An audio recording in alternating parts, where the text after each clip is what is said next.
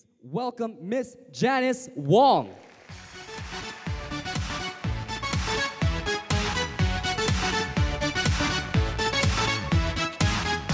Hi everyone. Are you all super inspired? After the video, I'm already feeling it, and it's a really inspiring day today. Well, thank you all for having me here today. I'm really honored and privileged to be able to speak to you, especially in this edition of the National Young Leaders Day Women's Edition. And I just learned it's all women today, so it's really amazing.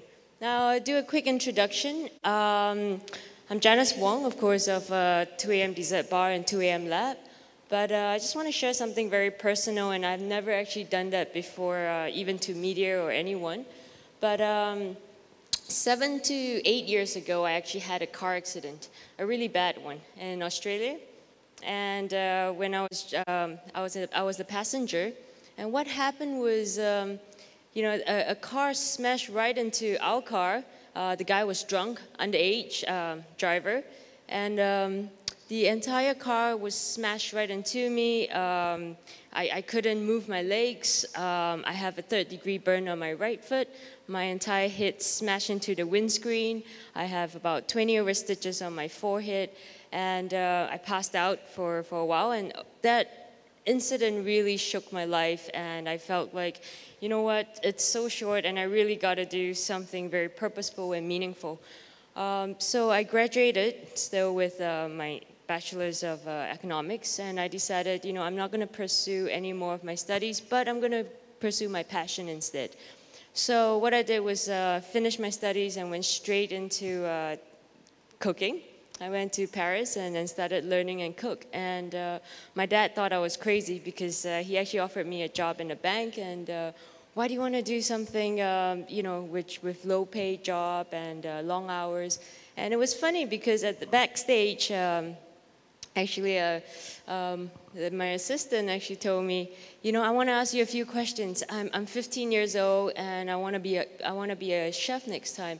And I was like, look, if you have a dream, if you have a passion, go for it. Don't let, the long hours, the low pay be a hindering factor. I mean, I never expected myself to be standing here today to be speaking in front of all of you, but I would say dream and pursue your dream. So. We're going to go through the slides. Cool. So I'm going to brief you through on what I do. I opened 2AM Dessert Bar when I was 24 years old. Very young, very ignorant. I would say I challenged myself every day ever since the car accident. And I wanted to do more. I wanted to do better. And I think you are your own mentor sometimes. You are your own inspiration. And you continue to do that every day. It's tough to wake up in the morning and go, hey, I'm not happy with this. I want to do more. I want to do better. So that is my motive every day, and I constantly do that very carefully, actually. So what we have here is 2AM Dessert Bar. It's a 45-seater. I opened it when I was 24 in 2007. And we do desserts such as this. And, the desserts are very different. I wanted to create a different experience. I don't just want to put cakes and ice cream. My life was to dedicate myself to the culinary scene. And I was like, okay, how can I do that? How can I inspire people through my food?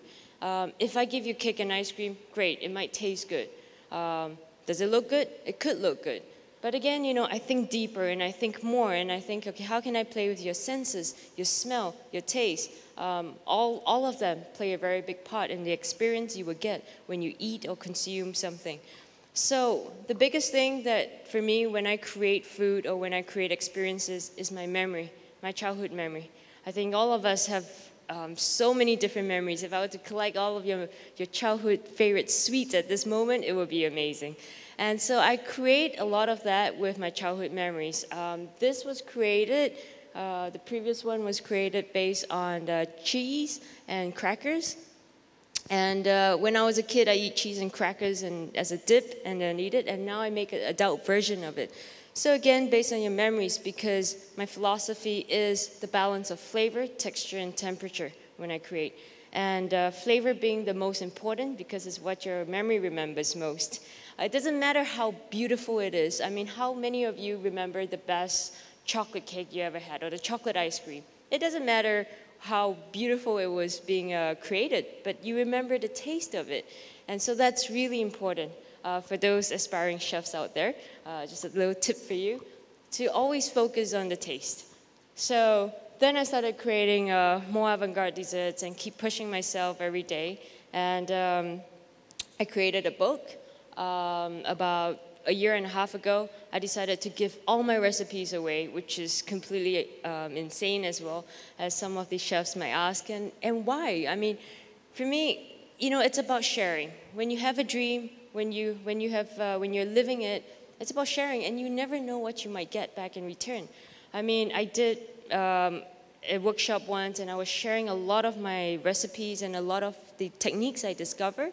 And guess what? After that, I mean, it was an overwhelming response of people sharing back their ideas. And this instance right now, it's also quite amazing. I mean, later we're going to have our break time, and we're going to have an interactive session. And the idea is to continue to inspire and share what you discover, what you know. And that's why I created also the lab. So I did something, again, very stupid, which my father thought I was insane. Creating a lab. Instead of another dessert bar, I decided to do a kitchen, non-profit kitchen, to create, and it's our laboratory where we create techniques, textures for the next generation or this generation. And the idea is the muffin. Okay? The muffin really inspired me to create the lab. I know it sounds really bizarre, but it is true. How it happened was, I was thinking one day, who created muffin? Think about it. I mean, the woman who started putting these cake batter into small little molds, that act that she did influenced the entire world today. I mean, that one act that she said, okay, I'm gonna make cakes smaller. And look, every cafe now has that tiny little cake. And it has turned into a phenomenon of cupcakes and stuff. And I mean, it's just amazing what that one woman did. And no one knew. So I started researching, I think it's someone in America, but you know, you never know. And I told myself I wanted to be that woman. I want to be that woman who people don't really know who she is, but her influence is enormous. And it doesn't matter. It really doesn't matter if people know you or what. But you know what? That one act that you first started out really changed a lot of people's lives, and that is who I wanted to be. So I started the flavor wall. As you can see, these are some of the experiments that we do at the lab, playing with watermelon. So the one on the right is watermelon. We do a lot of fermentation as well. The next one is durian, so salt crusting a durian. So we're doing a lot of, I wouldn't say weird things, but things that are back to, you know, the olden times where you start to use only the equipment that you have around you. Hansel and Gretel. I mean, who knows Hansel and Gretel? Hear the story. Another inspiring story when I was watching it, because I was creating a fairy tale dinner 2 years ago, and I was reading about Hansel and Gretel. And one part was that, you know, the mother, or rather the stepmother, went into the kitchen, and while waiting for her kids to come home, she started putting flour, sugar, eggs, and milk. The milk guy came, there were eggs in the farm, and she started putting all these things together into a wood oven, and guess what she got? Custard. I mean, that's bizarre. I mean, how many people ever think about that? And so I told myself, this is what the lab is gonna do. We're gonna take all these raw ingredients, and we're gonna put it in front of us and start creating new techniques. Going back to the olden times, I mean, it's kind of really cool to think about it that way, how food was created. So, going back into it, back to the book, one thing I did 2 years ago, which is really inspiring for me, and I'm actually really honored to have the next speaker, Cassandra, here as well, because this is something I did an experiment on myself, and again, you know, we are all so blessed to have our 5 senses. So one thing I did was to shut off my sense of sight voluntarily for a good 3 days, 72 hours. So what I did was I was walking around, talking to people, eating as per normal. But imagine, so I'm going to talk to you right now with my eyes shut. And imagine if you have never seen an auditorium before, how would you be creating an auditorium? How would you imagine what it looks like if you've never seen people before? So I started practicing that. And I started doing that quite often now because that allows me to really create with a lot of freedom, create with no one telling me what to do. And you start creating different worlds in your head. And I tell you, it's so fun. Your parents don't know what you're doing, so that's pretty cool.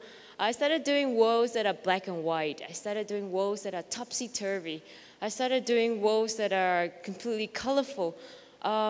You know, and it's so inspiring for me to do that one little act, 5 minutes, 10 minutes, or, you know. So again, that was really inspiring for me to create 4 chapters of the book and started pushing my imagination. Now, of course, you know, it's difficult to say that. It's easier said than done. But I encourage you to push yourself, push your imagination, and let it fly because it's God's gift to you. So this is a broken flower. So imagine, every one of you maybe have seen a nice, beautiful flower. You can imagine that. This was a beautiful flower, but I ripped it all apart, and you can only see the stem. But there's so much beauty in it. So by shutting my sense of sight, I realized there was so much beauty in the broken. And I started looking at things from a different perspective. I started looking at things on the ground, just, you know, broken rocks. And I started to imagine, I mean, that is also marshmallow. It's a stretch marshmallow. So again, you know, just really pushing my imagination, like, how can I create marshmallow Hershey's? I think all of you have seen them in little Hershey Kisses form or a cube. And you would never imagine that to be marshmallow. So the key ingredient today of a dream, I would say, of course, one of the key ingredients is imagination. However, it's not all of it. And I always would say your world is your imagination because it's what you create in your head. What is your world like to you? Of course, don't get too far. I did that once in a while, and it's a bit scary. So this is the piece of rock I was telling you about earlier. And from there, I started creating desserts out of it. So this is the chocolate water dessert. And I told myself, I look at a piece of rock and I want to create something out of it. And I started doing experiments with chocolate and water and egg whites. Quite healthy, actually. And started aerating it, and it becomes like a mousse. So it has become one of my signatures today. And I'm really thankful for that broken piece of rock. So again, open your eyes. Inspiration is all around us. And that's the chocolate water. And now I want to explain another part of my inspirations, where I get it from. It's from one color. So it's pretty amazing. Your eyes are treated with colors every day. You know, there's blue, green, red, I mean, you name it all. But what if you only had to work with one color? What would you create? So I started working with just singular colors. And I started with purple, which is one of my favorite colors, and just working with the textures of it. So what I did was taking all the purple ingredients in front of me. Now it's amazing because instead of working with 1,000 ingredients, you only work with 100. And so I started putting purple potato and cassis together, again, one of our signatures. And going into the next one, which is actually orange, and then green, and I think you have also tan. So just working with one colors can really inspire you too. Okay. So like I said, I hope you're all inspired because I'm super inspired just by speaking to you. So next thing is, you know, there's so many things that inspire me. It's quite hard to follow myself sometimes, and I get lost in my own world as well. But, you know, sometimes I would take like a pencil or a pen. And what I want to share with you today is one of my creations just by using a brush. You know, so I started scratching chocolate with a brush. And this is what I got, a wood-like texture. You know, and started making all these equipment, or rather making these textures with these simple equipments. And you don't have to have fancy equipment. Maybe the tie that you're wearing right now could be something you can use. You know, maybe your spectacles or something. I'm talking like far-fetched, but I'm just saying, you know, just imagine, what if, you know, you just use a pin, and that could create something too. So then I started pushing myself. So I'm like, okay, I've created all these things. What's next? 5 years into the business, we put a lot of plated desserts onto the table. We've served 100 guests average a day. What's next? So a lot of my inspirations come from frustrations. And I'm like, no, I need to feed more people. How am I going to feed more people with just what I have? So what I did was I started doing edible art. So I started making all my desserts into big sculptures to have maybe an entire auditorium enjoy that one piece of art. So next is putting marshmallows on the ceiling. So imagine if this entire auditorium was filled with food. I mean, how crazy would that be? If the entire ceiling was dripping marshmallows on your head right now. I mean, how crazy is that? So that is what I wanted to do. I wanted to do like a 2013 kind of Willy Wonka style. And so what I did was, okay, putting marshmallows on the ceiling. I started putting gummies on the walls. And that's the gummy. And, gummies are known to have like teddy bears and, rounds and circles. But what if, you can just splash the gummy and then people start peeling it off. So I put the gummies on the wall and look at that. People are peeling off the gummies off the wall. So they're interacting with a piece of art. But art, there's no rule to art. You can keep creating art and no one will ever stop you and say, look, it's not pretty. Because art, again, for everyone, if you draw here, art is your own style, and there's no one telling you it's right or it's wrong, it's beautiful or it's ugly. And that's the beauty of art. So when people started breaking off all these things off the walls and 6 hours later, like that one is 6 hours later, and it's still a piece of art. It's completely broken down, but when you take a photo of it, it's still beautiful. So people here are interacting with chocolate, gummies, marshmallows, and then I created something really special as well, interaction.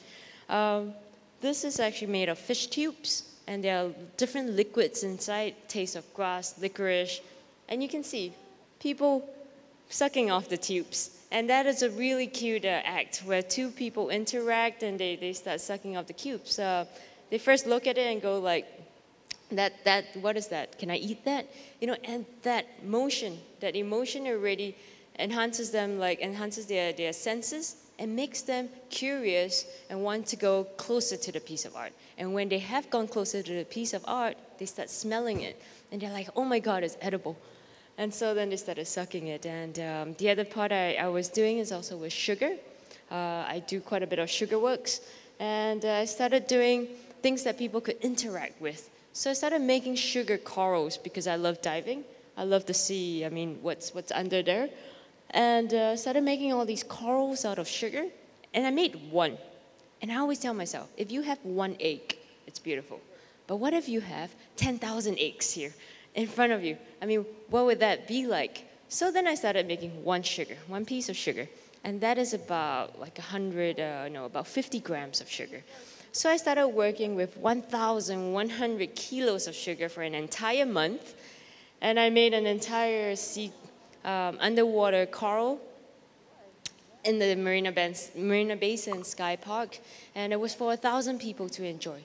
These canapes and these edible art, and they started walking through this. I mean, it really paid off. I burned altogether, I think, 7 fingers. But the idea is, if I saw one thing and I multiply it, how would that be? So again, what is your world like? And I challenge you today to dream, of course, to act on your dream. Don't be afraid to create, to inspire, and to share. Thank you very much. Thank you, Ms. Wong.